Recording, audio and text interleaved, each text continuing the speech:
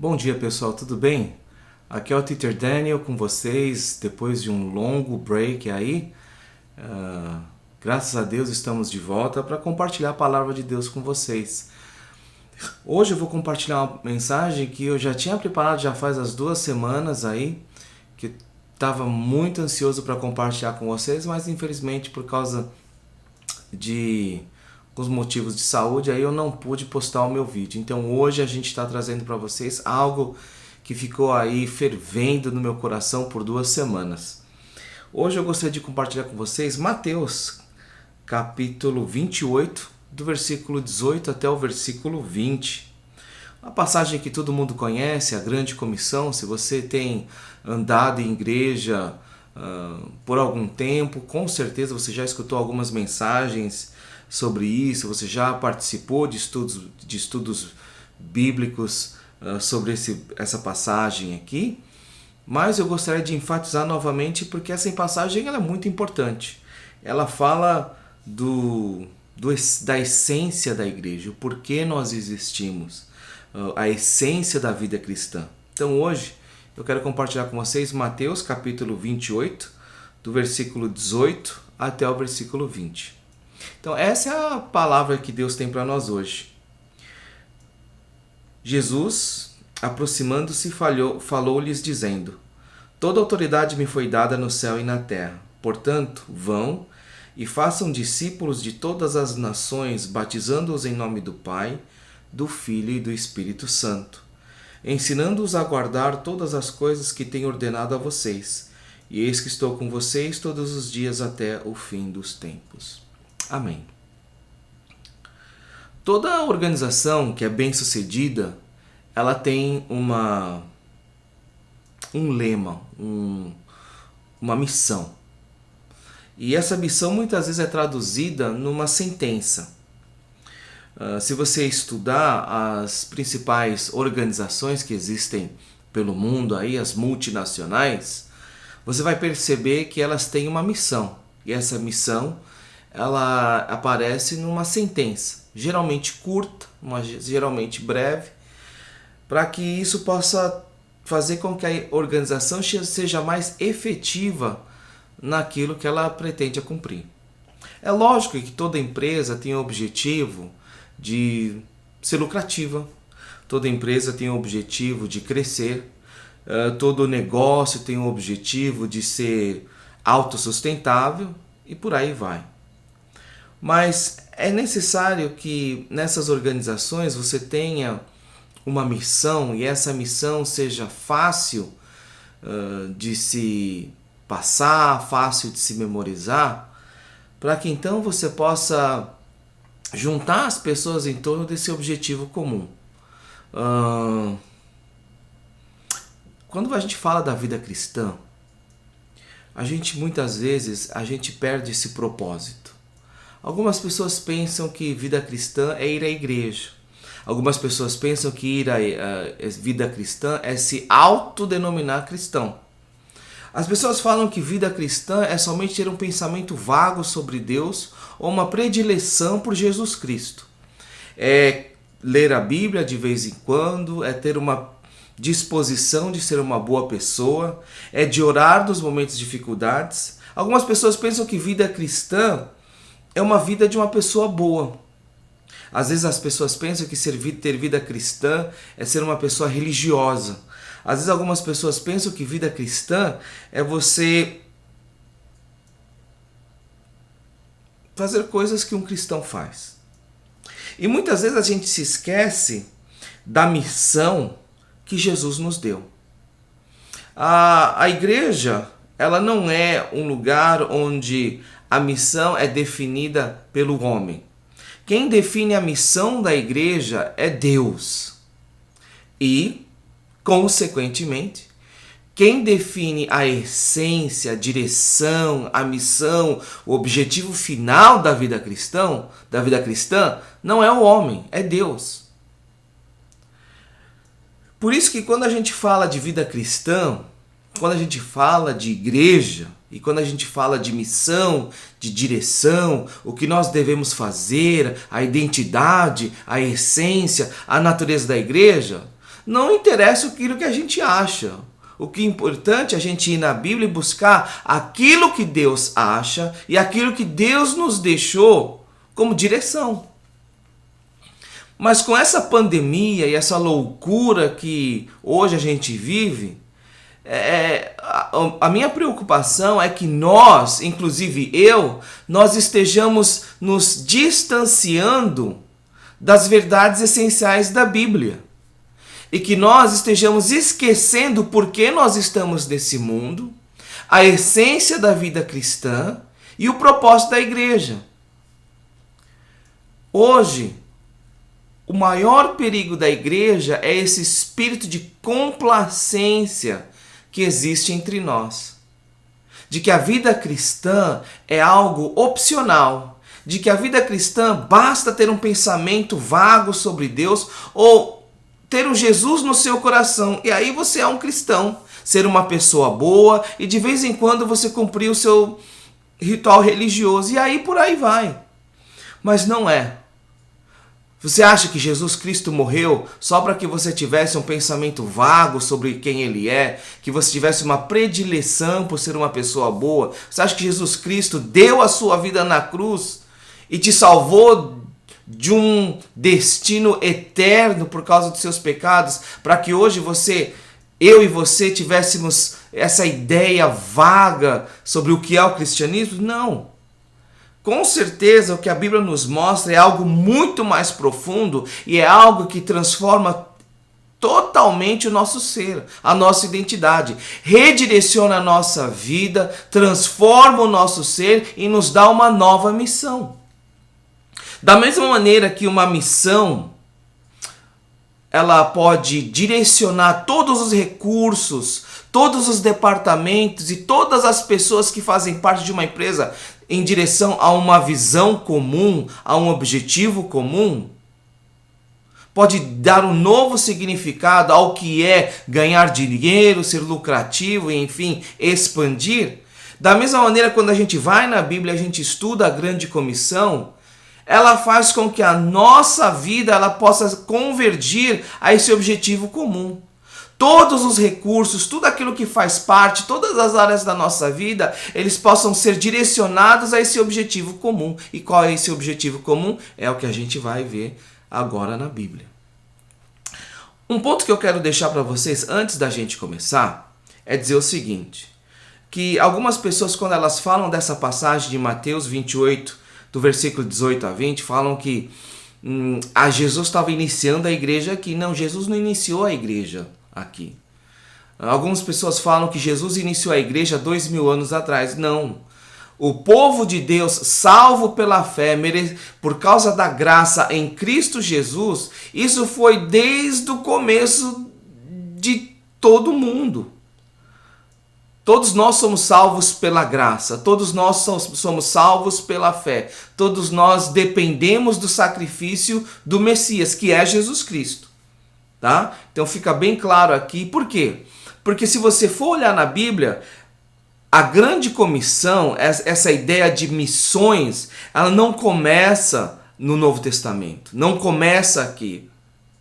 Jesus aqui, ele deu um mastigado para nós, ele mostrou qual que é a direção, mas a missão, esse objetivo de trazer as pessoas para Deus, de proclamar o Evangelho, isso começou desde o começo, desde Gênesis, porque Deus é missional. E um dia a gente vai falar disso daí, tá?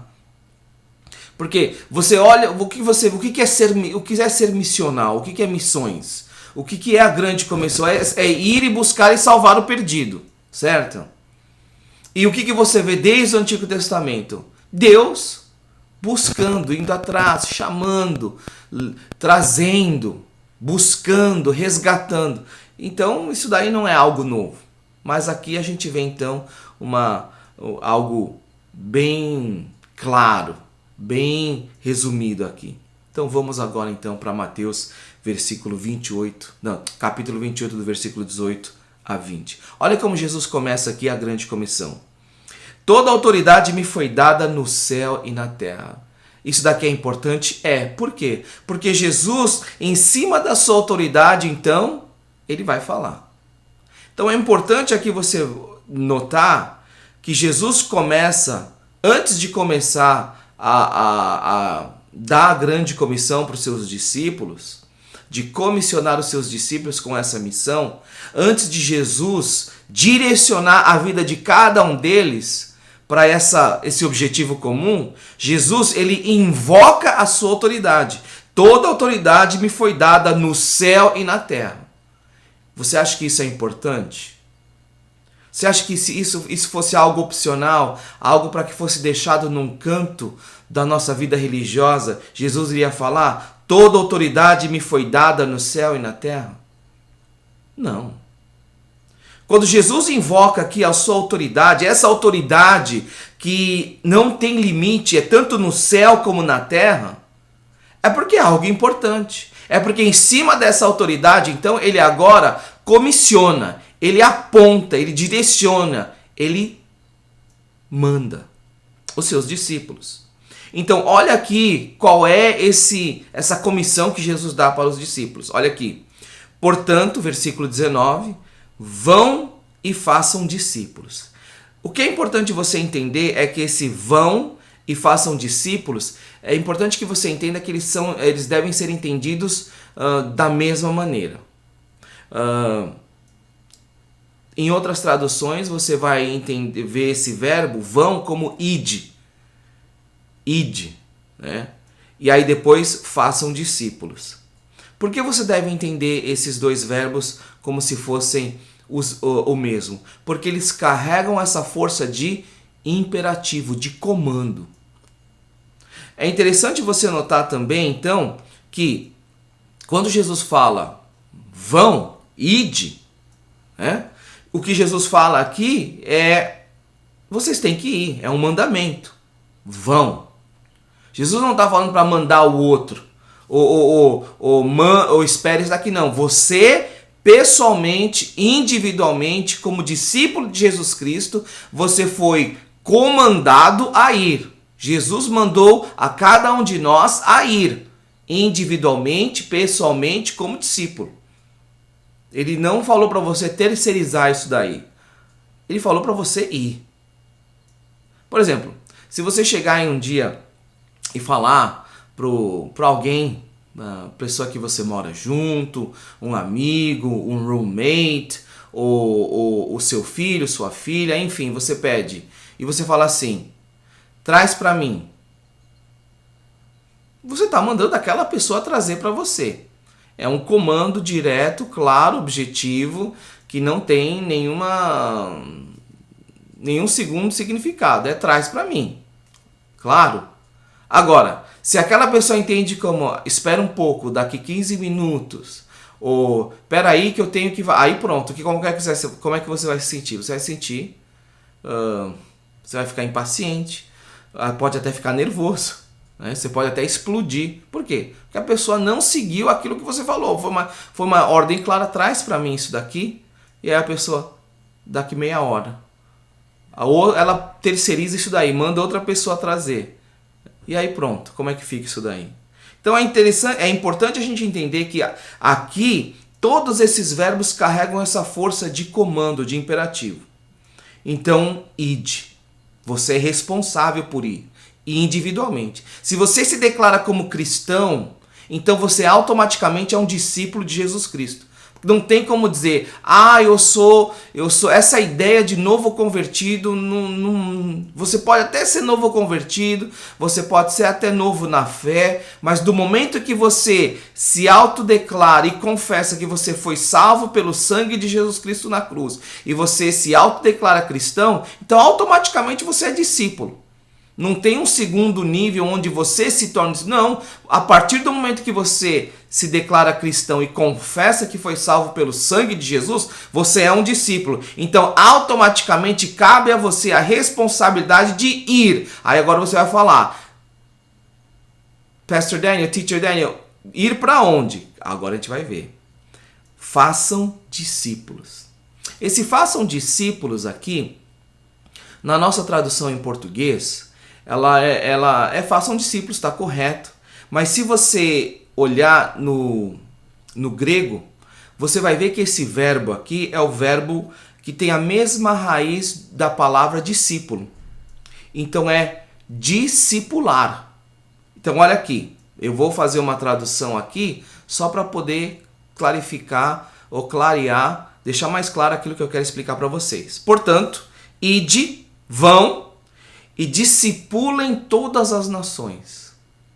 Olha que interessante essa nuance que dá quando você reafirma, você muda um pouquinho esse verbo. Ide, ou vão, né? E discipulem as nações. Discipulem todas as nações. Então é interessante você notar aqui que Jesus, em cima da sua autoridade, quando ele dá essa missão para a igreja, quando ele dá essa missão para cada cristão, e ele mostra que a essência, o fundamento, a identidade da vida cristã está terrivelmente conectado com missões. Com o ato de ir, cada pessoa, cada cristão ir em obediência a esse comando e discipular. Agora, tem um limite? Não. Discipular todas as nações. Gente, pensa agora como Jesus tem uma visão global para o que é a vida cristã e o que é a igreja, o que é o cristianismo.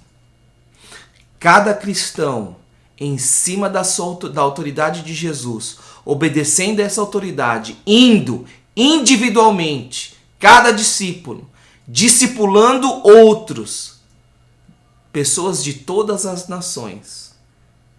Olha, que coisa global e maravilhosa que é o Evangelho, né?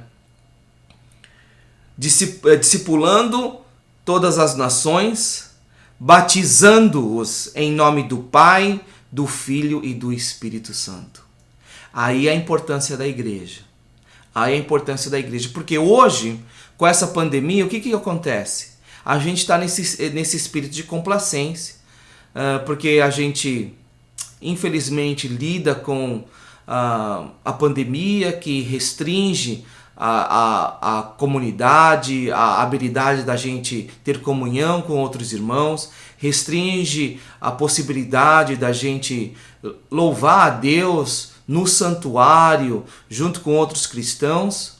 Mas o problema é a complacência, como eu disse, a gente se acostumar e a gente entender que isso é a vida cristã. Mas a gente não deve deixar com que isso roube a vitalidade, a importância da vida cristã na igreja. A igreja tem um papel central na vida cristã.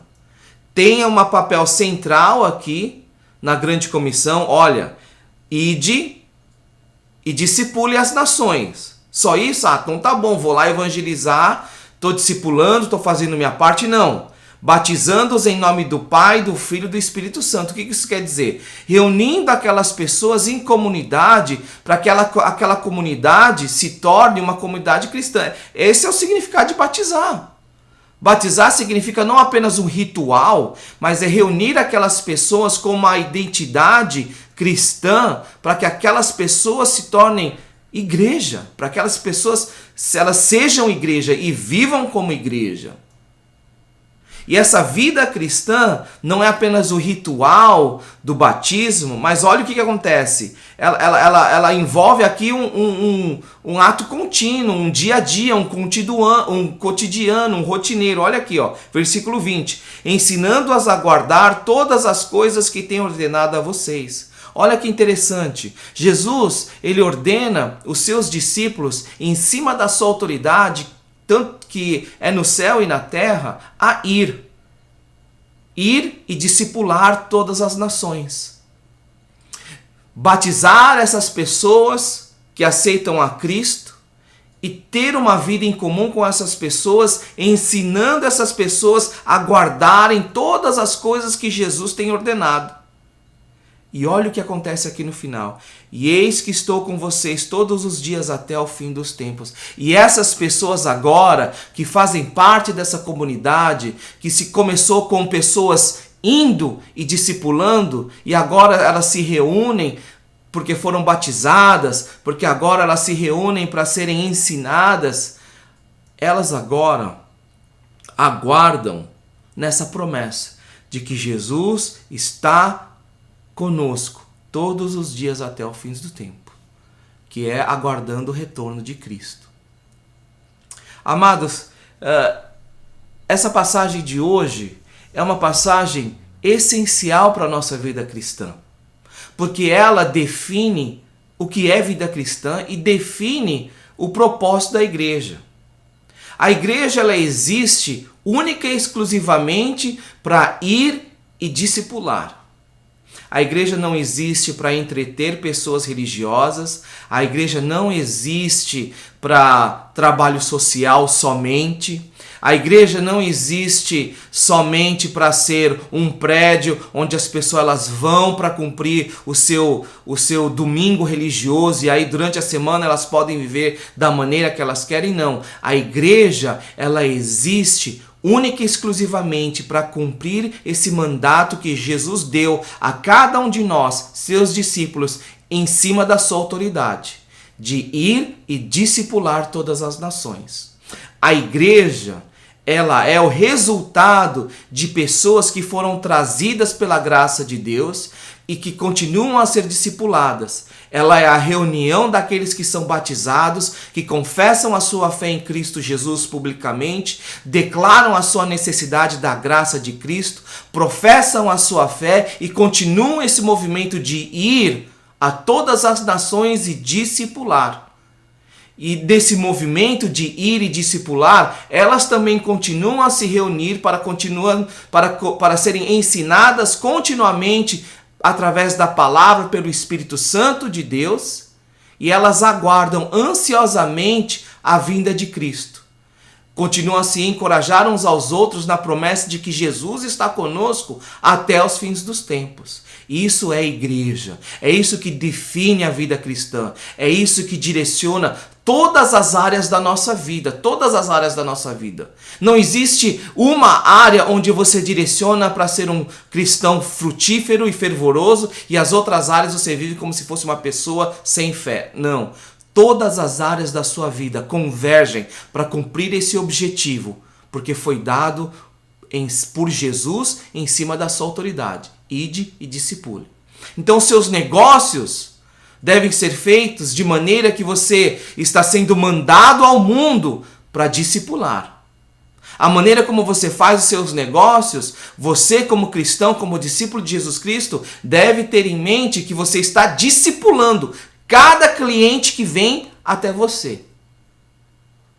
Você, como pessoa que trabalha sob autoridade para outras pessoas, deve servir de maneira que através dos seus atos e da sua atitude, da sua ética de trabalho, você está discipulando o seu patrão e as pessoas que você trabalha junto.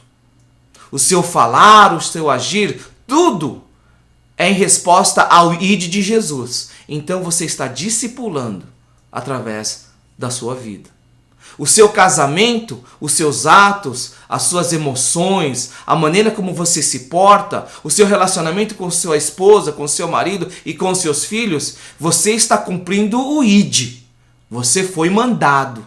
E agora então você discipula através da sua atitude como pai, como esposa, através das suas palavras, como você disciplina os seus filhos, a maneira como você se porta, a maneira como você assiste os seus programas, a maneira como você tem o seu momento de privacidade, você está discipulando.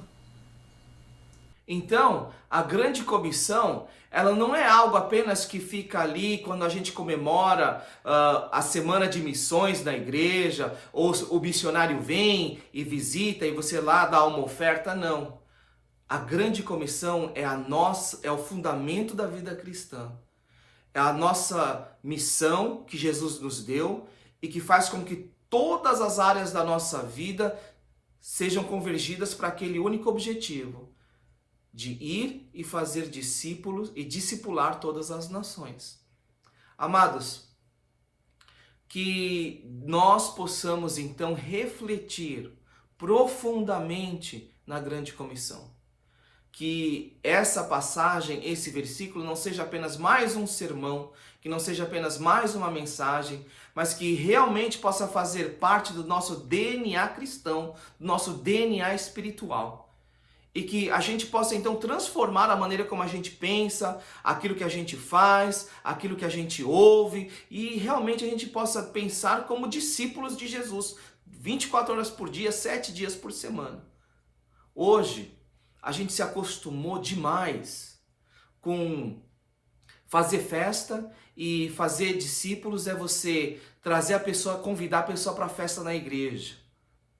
E agora que a gente está impossibilitado de fazer festa na igreja, parece que a igreja agora, o evangelismo, missões, parece que a gente perdeu um braço e uma perna. E agora a gente não sabe o que faz. E o perigoso agora é a gente se acostumar com o online, achando que o online agora tá bom.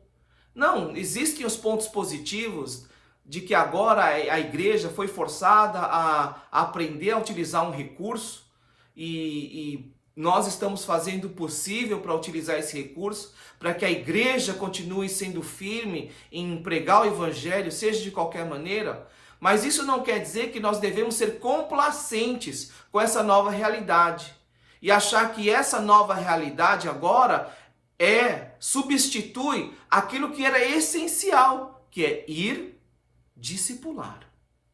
Amados, que todos nós, inclusive eu, nós possamos nos esforçar a continuar indo e continuar discipulando, ensinando outras pessoas não apenas sobre quem Jesus Cristo é, mas ensinando as pessoas sobre quem Jesus Cristo é, a necessidade da graça de Deus, o que é a verdadeira fé em Jesus Cristo, o que é a graça de Deus, e não apenas isso, o que é santidade. Hoje, a gente vive um evangelho que ele é muito barato, que basta você trazer a sua oferta ao altar e que Deus vai derramar sobre vocês bênçãos sem medidas. E a gente se esquece que Deus está muito mais interessado no nosso coração, na nossa vida cristã, na nossa atitude, do que a nossa conta bancária. Que é muito mais importante o nosso relacionamento com Deus do que a nossa casa, do que o nosso caso, do que o nosso carro. Então é muito importante, amados, a gente entender o que é a vida cristã. E isso começa aqui. O que é a vida cristã? Ir, fazer discípulos, batizar, ensinar. Amados, que vocês possam descansar na palavra de Deus e ao mesmo tempo que vocês descansam, que vocês meditem nessas palavras e essas palavras, através do Espírito Santo de Deus, possa transformar a sua vida e o seu coração. Que realmente a maneira como nós entendemos a vida cristã e como nós entendemos o papel da igreja possa jamais ser arrancado dos nossos corações, mas que nós possamos então aguardar ansiosamente o dia onde a gente vai voltar a louvar a Deus na beleza do santuário, vamos poder ser livres em evangelizar e que isso possa trazer então para nós uma nova energia e um novo tempo para a igreja, onde a gente vai entender que o discipulado é insubstituível e que a graça de Deus é importante e que muitas pessoas ainda não ouviram falar dessa graça. Que Jesus abençoe, que a graça de Jesus seja derramada sobre cada um de nós. Fica aqui então um abraço apertado do Teacher Daniel no seu coração e a gente se vê então no próximo vídeo. Deus te abençoe. Tchau, tchau.